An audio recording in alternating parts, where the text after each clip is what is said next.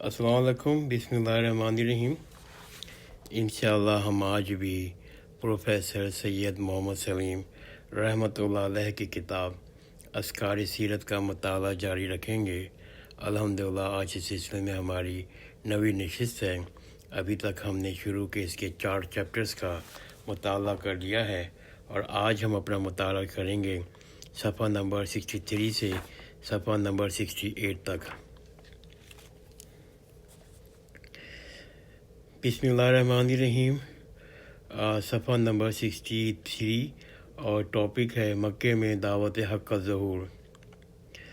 300 میل دور دین حق کی چھوٹی سی بستی مکہ کی صاحبان اقتدار کی نگاہ میں خار کی طرح کھٹکنے لگی۔ انہوں نے اس خاتمے کا تہیہ کر لیا۔ دوسرے سال اہل مکہ ایک بڑے لشکر کے ساتھ مدینے پہ حملہ آور ہو گئے۔ بدر کے میدان پر فریقین کا مقابلہ ہوا اور اہل مکہ نے بری طرح شکست کھائی۔ آئندہ سال پھر وہ حملہ آور ہوئے۔ اس مرتبہ جنگ کا خاتمہ زیادہ واضح نہیں نکلا۔ جنگ احد عظیم تیاری کے باوجود وہ چوتھے سال پھر حملہ آور ہوئے اور اہل مدینہ کو اپنی دفاع کے لیے خندق کھودنی پڑی۔ ہجرت کے 6 سال رسول اللہ صلی اللہ علیہ وآلہ وسلم صحابہ کرام رضی اللہ تعالیٰ عنہ کی ایک جماعت کے ساتھ عمرے کے لیے مکہ کی جانب روانہ ہوئے۔ اس سے اہل مکہ عجیب مخمصے میں پڑ گئے۔ ایک طرف ہزاروں سال کی روایت کے عمرے کی ادائیگی سے کسی کو نہیں روک سکتے، دوسری طرف اہل مکہ اہل مدینہ سے حالت جنگ میں تھے۔ دشمن کو اپنے شہر میں کیسے آنے دیں؟ بالآخر فریقین کے درمیان صلح نامہ حدیبیہ طے پایا، جس میں فریقین کے درمیان 10 سال کے لیے حالت امن کا اعلان ہوا اور یہ کہ مسلمان عمرہ آئندہ سال کا ادا کریں گے۔ صلح حدیبیہ اسلام کی تاریخ کا اہم موڑ ہے۔ حالت امن سے اسلامی تحریک کو فائدہ پہنچا۔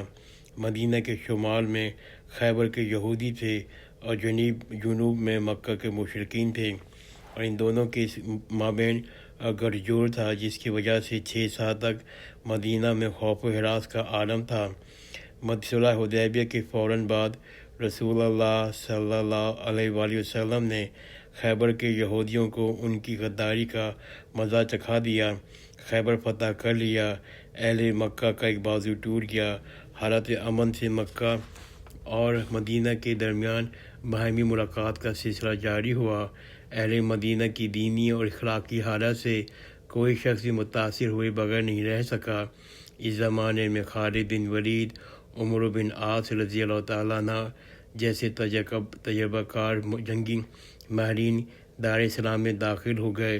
مشرکین مکہ کے اندر ٹوٹ پھوٹ بڑھ گئی۔ بالآخر ہجرت کے 8 سال بعد مشرکین مکہ نے معاہدے کی خلاف ورزی کر کے مسلمانوں کو موقع فراہم کر دیا اور مدینہ کا اسلامی لشکر مکہ میں فاتحانہ انداز میں داخل ہو گیا۔ مشرکین مکہ کے غرور کا سر نیچا ہو گیا۔ عرب کا مرکزی مقام زیر ہو گیا۔ عرب کے دوسرے تمام قبائل اہل مکہ اور اہل مدینہ کی اس آویزش میں تماشا دیکھ رہے تھے۔ جب مدینہ کی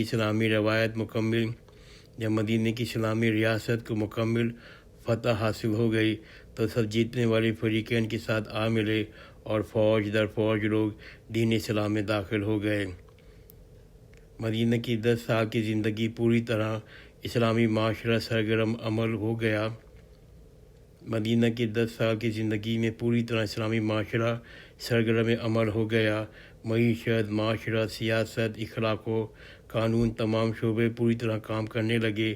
اس لیے کچھ عرصے بعد اللہ تعالیٰ نے قرآن مجید میں وحی نازل فرمائی۔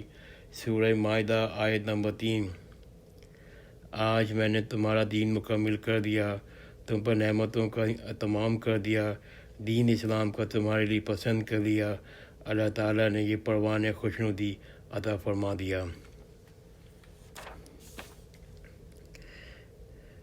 اسلام کی دعوت پھیلانے کا نبوی طریقہ کار، یہ نئے ٹاپک کا آغاز کرتا ہوں۔ ہمارا یہ معاشرہ بعض اعتبارات سے جاہلی معاشرے سے مشابہت رکھتا ہے۔ یہ اسلام سے بیگانہ ہوتا جا رہا ہے، مغرب کی اثرات کو قبول کرتا جا رہا ہے۔ اس معاشرے میں کام کرنے کے لیے رسول اللہ صلی اللہ علیہ وسلم کی مکی زندگی کے اسوہ کو سامنے رکھنا ہوگا۔ مکی زندگی کے اسوہ حسنہ سے استفادہ حاصل کرنا ہوگا۔ دائی ایک پسندیدہ شخصیت۔ مکہ کے شریف اور خاموش انسان پر اللہ تعالیٰ نے اچانک وحی نازل فرما دی اور آپ کو تمام انسانوں کی رہنمائی کے لیے منتخب کر لیا۔ آپ کا اولین پیغام شرک اور بت پرستی کی تردید کرنا اور توحید اور حق پرستی کو قائم کرنا تھا۔ کعبہ بتوں کا مرکز بنا ہوا تھا، بت پرستوں کا ٹھکانہ تھا۔ قریش کے پڑھوتوں کی ذریعہ آمدنی بتوں کا چڑھاوا تھا۔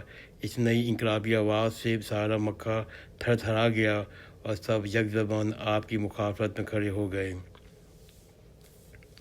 نبوت کا عظیم الشان کام انجام دینے کے لیے آپ کے پاس اپنی 40 سالہ زندگی تھی۔ کیا جوانی میں ہی سارا مکہ آپ کو صادق اور امین قرار نہیں دے چکا تھا؟ کیا ہر شخص آپ کے اخلاق اور کردار کی تعریف نہیں کرتا تھا؟ مخالفت کے اس شور و غور میں 4 افراد نے پیش قدمی کی اور آپ سے دعوت قبول کی۔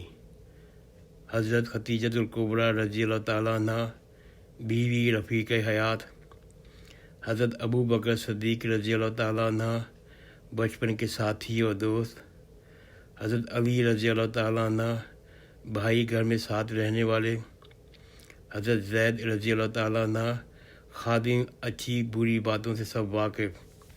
یہ سب وہ لوگ تھے جو دائی کے ساتھ پہلے سے رہتے تھے، جو دائی کے کردار اخلاق سے پہلے متاثر تھے۔ یہ سب وہ لوگ تھے جو دائی کے ساتھ پہلے سے تھے، جو دائی کے اخلاق کردار سے پہلے سے متاثر تھے۔ یہاں یہ بات نوٹ کرنے کی ہے کہ دائی کے اخلاق کی کشش ان لوگوں پر دین کے حلقے میں لے کے آئی، ورنہ قرآن مجید تو اس وقت چند آیتوں سے زیادہ نازل نہیں ہوا تھا۔ دوسرے مرحلے میں حضرت ابو بکر صدیق رضی اللہ تعالیٰ عنہ کی کوششوں سے حضرت عثمان، حضرت زبیر، حضرت طلحہ، حضرت سعد بن ابی وقاص رضی اللہ تعالیٰ عنہ مسلمان ہوئے۔ یہ سب بھی دائی سے پہلے سے واقف تھے، ان کی حسن اخلاق کے معترف تھے۔ ساتھ ہی حضرت ابو بکر صدیق رضی اللہ تعالیٰ عنہ کی اعلیٰ کردار سے بھی واقف تھے۔ ان کی آواز پر بھی بلا تکلف انہوں نے لبیک کہا۔ جاہلی معاشرے میں پہلی کشش دائی کی پسندیدہ اخلاق اور مرغوب شخصیت کو حاصل ہوتا ہے۔ اس کے بعد وہ دائی کی بات سنتے ہیں اور قبول کرتے ہیں۔ ہم اگر آج دعوت پھیلانا چاہتے ہیں تو ہم کو پسندیدہ اخلاق کا حامل ہونا چاہیے۔ ہم جس محلے یا گلی میں رہتے ہیں وہاں کے رہنے والے ہمارے حسن اخلاق اور حسن عمل کے معترف ہونے چاہیے۔ حسن عمل میں ہی مقناطیسی طاقت ہوتی ہے، یہ بھی اپنے اور پرائے سب کو اپنی طرف کھینچ لیتی ہے۔ کل ایسا ہوا تو آج بھی ایسا ہو سکتا ہے۔ فلاحی عوام کی دائی کی جدوجہد۔ بحیثیت فرد کے معاشرے میں دائی کا کردار کیا ہے؟ عوام کے دکھ درد میں اس کا رویہ کیا ہے؟ عام انسانوں کے نزدیک کسی شخص کو پرکھنے کے لیے سب سے بڑی کسوٹی ہے۔ اس حصے میں رسول اللہ صلی اللہ علیہ وسلم کی حدیث ہے طبرانی میں، رقم نمبر ہے 5788۔ تمہارے اندر بہترین انسان وہ ہے جو دوسرے انسانوں کو فائدہ پہنچائے۔ تمہارے اندر بہترین انسان وہ ہے جو دوسرے انسانوں کو فائدہ پہنچائے۔ اس طریقہ کار پر آپ اول روح سے کاربند تھے۔ جہاں تک ممکن ہوتا آپ لوگوں کو تکالیف کا ازالہ فرماتے۔ آپ کی شادی مکہ کے مالدار ترین عورت سے ہوئی۔ بیوی کی دولت نے آپ کو غریبوں، بیواؤں اور یتیموں پہ صرف کر ڈالی۔ بیوی کی دولت آپ نے غریبوں، بیواؤں اور یتیموں پہ صرف کر ڈالی۔ آپ کی اس فراغ دستی کا تذکرہ بیوی نبوت سے ملنے والے دن بطور تسلی و ڈھارس کرتی ہیں۔ آپ کا اس فراغ دستی کا تذکرہ بیوی نبوت سے ملنے والے دن بطور تسلی اور ڈھارس کرتی ہیں۔ حدیث نمبر 2 صحیح بخاری، جس کا اردو ترجمہ یہ ہے: ہرگز نہیں، خدا کی قسم، اللہ آپ صلی اللہ علیہ وسلم کو کبھی رنج نہیں دے گا۔ آپ تو صلہ رحمی کرتے ہیں، بے کسوں کی امداد کرتے ہیں، ناداروں کی دستگیری کرتے ہیں، مہمانوں کی تواضع کرتے ہیں، تمام نیک کاموں میں ہاتھ بٹاتے ہیں۔ یہاں ایک بات نوٹ کرنے کی ہے، بیوی کس قدر خندہ پیشانی سے شوہر کی فیاضی کا تذکرہ کر رہی ہے، حالانکہ وہ ساری دولت بیوی ہی کی تھی جو انہوں نے صرف کی۔ عوام کی مشکلات حل کرنے کے لیے جس قدر ممکن ہوتا آپ مدد فرماتے۔ ایک دیہاتی عرب کی رقم ابو جہل پر آتی تھی، وہ ادا نہیں کرتا تھا۔ دیہاتی مختلف اشخاص سے امداد کی طلب کرتا، مگر وہ رقم نہ دلا سکے۔ بعض لوگوں نے آپ کو رسول اللہ صلی اللہ علیہ وسلم کی خدمت میں بھیج دیا کہ آپ دلا سکتے ہیں۔ ممکن ہے اس کی نیت شرارت کی ہو۔ آپ نے دیہاتی سے یہ عذر نہیں کیا کہ بھائی اس شخص سے میرے تعلقات درست نہیں ہیں، بلکہ دیہاتی کے ساتھ ابو جہل کے دروازے پہنچے اور اس سے رقم ادا کرنے کو کہا۔ وہ حضرت صلی اللہ علیہ وسلم کی اس غیر متوقع آمد سے حیران رہ گیا اور فوراً اندر گیا اور رقم ادا کر دی۔ ابو حشام سیرت دارالمعارفہ بیروت، جلد 3 صفحہ 133۔ اس طرح نبوت سے قبل ہی سارا مکہ دائی کو اپنا ہمدرد، غمگسار، مددگار شخص کی حیثیت سے جانتا تھا۔ وہ جانتا تھا کہ یہ شخص دکھ درد میں ہمارا ہاتھ بٹاتا ہے۔ آج کے جاہلی معاشرے میں دعوت کو عام کرنے کے لیے ہمیں بھی اپنے اندر یہ صفت پیدا کرنی ہوگی، لوگوں کے دکھ درد میں شرکت کرنی ہوگی، ان کے مصائب اور مشکلات کے ازالے کے لیے ہمیں کوشش کرنی ہوگی، اجتماعی مصیبت میں ہاتھ بٹانی چاہیے، عوام میں گھل مل کر رہنا چاہیے، اور حضور کی فرمان کی روشنی میں ہم کو اپنے سے سوال کرتے رہنا چاہیے کہ عام آدمی کو میری ذات سے کیا فائدہ پہنچ رہا ہے، میری ذات سے کس حد تک لوگوں کو نفع پہنچ رہا ہے۔